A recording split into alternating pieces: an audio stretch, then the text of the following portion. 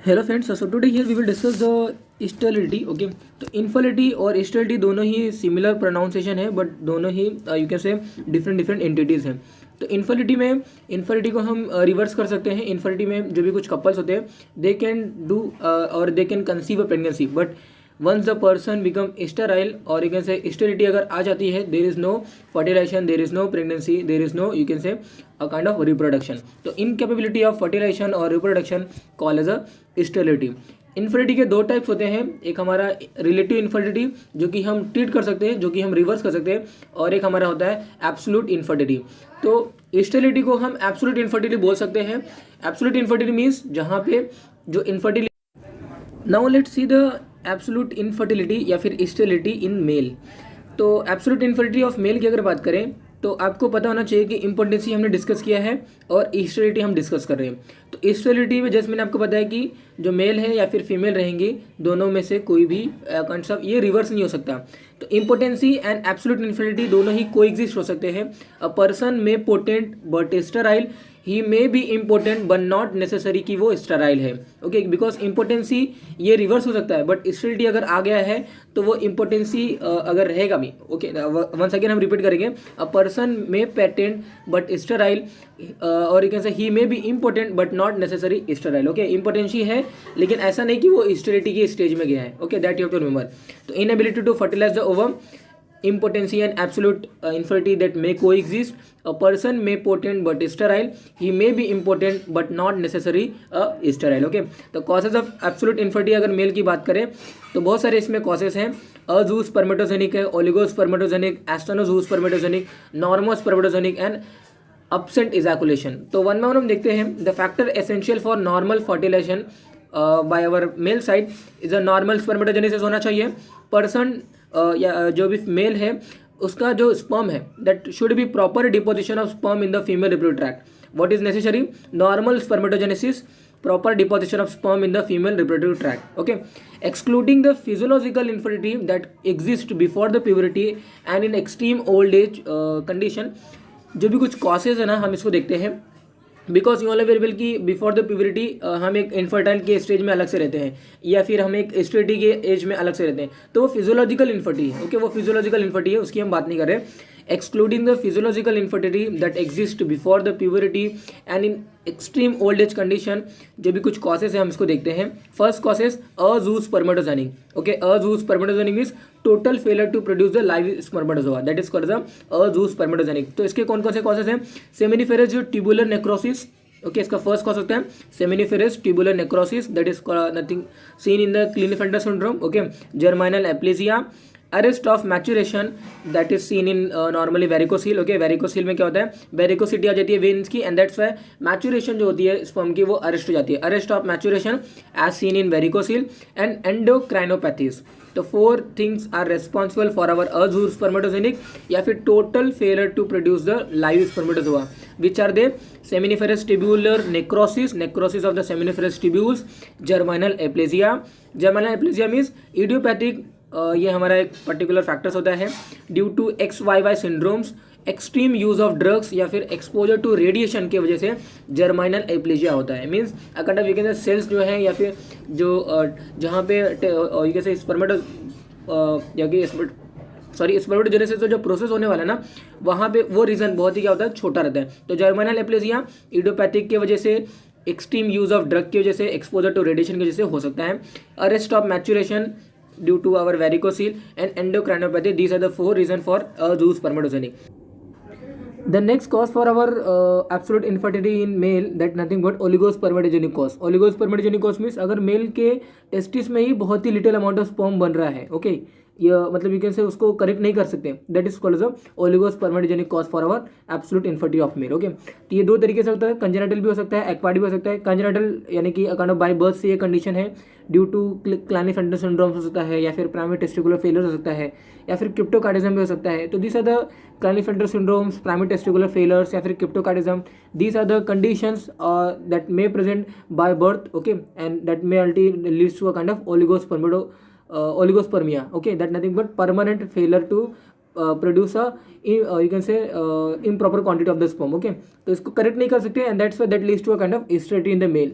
Acquired भी हो सकता है due to local disease also, there is a result in the testis की you can say little amount of sperm बन रहा है, फिर बहुत ही लो क्वांटिटी ऑफ स्पर्म बन रहा है, like mumps, orchitis, tuberculous epididymo orchitis हो सकता है, या फिर varicocele. So these are the condition local diseases that definitely leads to a kind of oligospermia. Okay, और ये ओलिगोस्पर्मिया करेक्ट नहीं कर सकते, that leads to a kind of sterility. Okay, तो निकोटीन, अल्कोहल, कैनाबीन्स या फिर कोकीन का more and more consume करना, मोर एंड मोर ड्रग का यूज़ करना. Okay, drug induced like of you can say oligospermatogenic हो सकता है, ड्रग इंड्यूस ओलिगोस्पर्मिया हो सकता है. ओके, निकोटीन टोबैको है, you all know very well, nicotine tobacco में रहता है, अल्कोहल है, कैनाबीन्स है, ओके, कोकीन से, these are the products ultimately that leads to a kind of oligospermia. Okay, and that leads to in future a kind of state in the male. Okay, तो now third is एस्टोनोस्पर्मेटोजेनिक एस्टोनोस्पर्मेटोजेनिक means जो sperm बन रहा है उसकी जो you can say defect है. Okay, sperm की जो मॉर्फोलॉजी है वो बराबर नहीं है, तो उसकी भी अलग अलग रीजन है. इडियोपैथिक हो सकता है ये, या फिर स्पर्मेटोजोअल स्ट्रक्चरल डिफेक्ट हो सकता है, एंटी स्पर्म एंटीबॉडी फॉर्म हो रहा है. ओके, या फिर जेनिटल ट्रैक्ट में कोई इन्फेक्शन है, या फिर कोई you can say prolong abstinence था. तो these are the you can say problems, और you can say these are the condition by which asthenospermatogenic हो रहा है. Asthenospermatogenic cause of absolute infertility of the male is nothing but defect in the sperm movements, और you can say defect in the sperm की morphology. तो कैसे हो रही है वो, इडियोपैथिक कॉज हो सकता है ये, स्पर्मेटोजोअल स्ट्रक्चर डिफेक्ट भी हो सकता है, एंटी स्पर्म एंटीबॉडी फॉर्म हो सकता है बॉडी के अंदर, दैट्स वाई वो क्या कर रहा है, स्पर्म को किल कर रहा है, या फिर स्पर्म की मॉर्फोलॉजी मूवमेंट्स को क्या कर रहा है, कम कर रहा है. जेनिटल ट्रैक्ट इन्फेक्शन हो सकता है लाइक एसटीडी वगैरह. Okay, and prolong abstinence, again this are the cause for our asthenospermatogenic for our absolute infertility in the male. Okay, now sperm अगर बराबर रहेगा, इफ सपोज स्पर्म बराबर है, स्पर्म की क्वांटिटी नॉर्मल है, स्पर्म की morphology normal है, okay, sperm की मूवमेंट्स है, स्पर्म मोटाइल है, बट स्टिल जो मेल है वो स्टेराइल हो सकता है ड्यू टू काइंड ऑफ जो रीज़न है, उनको हम क्या बोलेंगे, normospermatogenic cause for our steady. Okay, तो उसमें क्या क्या हो सकते हैं, या तो फंक्शनल या फिर स्ट्रक्चरल कोई प्रॉब्लम होगा मेल के अंदर. Okay, autosomal sorry kind of you can say abnormal coitus habit हो सकता है, तो कॉइटस अगर होगा तो definitely no fertilization, no pregnancy वगैरह. ओके, अनएक्सप्लेन कॉज हो सकता है जिसको हम बता नहीं सकते. इम्यूनोलॉजिकल कॉज भी हो सकता है. Okay, immunological cause means auto antibody, means you can से इम्यूनोलॉजिकल कॉज है, हमारी बॉडी की खुद की इम्यून सिस्टम क्या कर रही है, स्पर्म को क्या कर रहा है, किल कर रहा है. स्पर्म के फॉर्मेशन में, स्पर्म के मूवमेंट्स में, स्पर्म के मोटिलिटी में कोई प्रॉब्लम नहीं है, but definitely our own body system, our own body mechanism is killing to you can say the sperm, that leads to a kind of normospermatogenic cause for our study. Okay, sperm normal है, sperm की quantity वगैरह में कोई problem नहीं है, oligospermia, एस्टोनोजूस्पर्मिया या फिर अजूस्पर्मेट यानी कि स्पर्म ही फॉर्म नहीं हो रहा, ऐसा कोई कंडीशन नहीं है, but still there is person who is sterile. Okay, या फिर हो सकता है ऐसा भी हो सकता है, या फिर you can say next cause absent ejaculation ही नहीं हो पा रहा है ड्यू टू वेसेक्टोमी. ओके, या फिर वैस्कुलर ऑक्लूजन हो गया है, एंड दैट्स वाई जो इरेक्ट होना चाहिए पेनिस का वो नहीं हो पा रहा है. डायबिटीज मेलाइटस कंडीशन है. ओके, साइकोलॉजिकल डिस्टर्ब हो सकता है.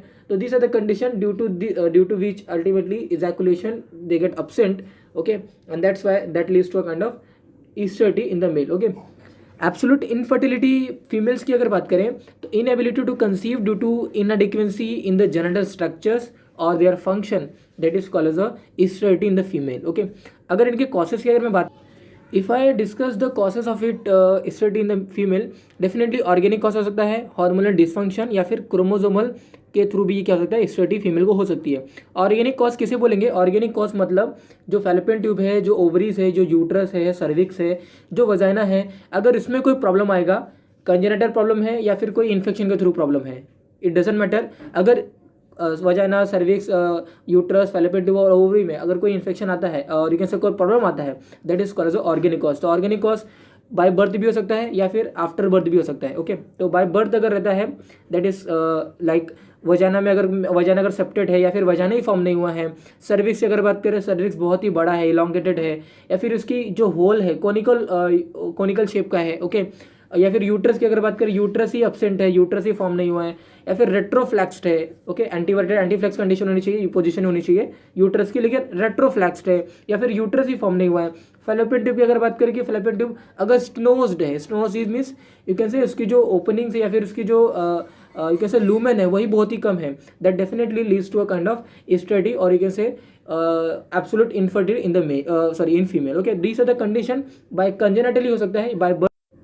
Now if I discuss the acquired cause of our organic cause, that definitely disease of genetic tract like gonorrhoea या फिर क्लैमिडिया, ओके, क्लैमिडियासिस वगैरह जो भी कुछ रहता है, तो गोनोरिया ऐसे भी बैक्टीरिया अल्टीमेटली अगर फेलोपियन ट्यूब में आएंगे तो that leads to a kind of blockage और that leads to a kind of adhesion, that leads to a kind of destroy और fibrosis of the tissues of the you can say fallopian tube. तो इसके through होगा क्या कि अगर fertilisation अगर हो भी जाएगा, अगर सिलिया ही अगर मूव नहीं करेंगे उस पर्टिकुलर जाइगोट को, तो डेफिनेटली यूट्रस में इम्प्लांटेशन नहीं होगा, ओके। यानी कि वो फर्टिलाइज जो पर्टिकुलर जो प्रोडक्ट है डेफिनेटली वो यूट्रस में पहुंच ही नहीं पाएगा, ओके। तो that leads to a kind of study, okay, and that's why there is no pregnancy due to the kind of disease of the genetic tract, okay. तो disease of genetic tract कैसे हो रहा है? Due to STD, okay. Disease of ovaries, uterus और fallopian tube भी हो सकता है, देयर इज चांसेस कि ये सभी ओवरीज, यूट्रस और फेलोपियन ट्यूब में अगर कोई डिसीज है definitely that leads to kind of study, PCOD वगैरह आप जानते हो ओवरीज में हो सकता है। Exposure to radiation that leads to again study in the female, okay. या फिर कोई ड्रग का मोर एंड मोर अगर फीमेल कंज्यूम करती रहेगी तो उसके थ्रू भी क्या हो सकता है? स्टडी हो सकती है, ओके।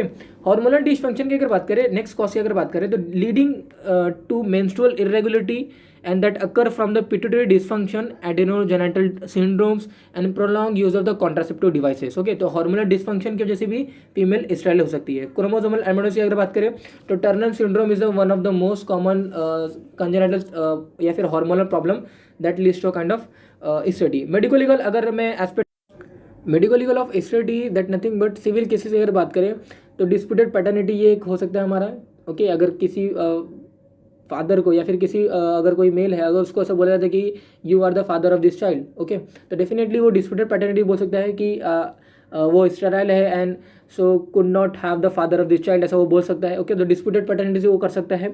अ पेशेंट में क्लेम डैमेज फॉर लॉस और diminution of reproductive capability as a result of professional negligence during the surgical operation, वो क्लेम कर सकता है।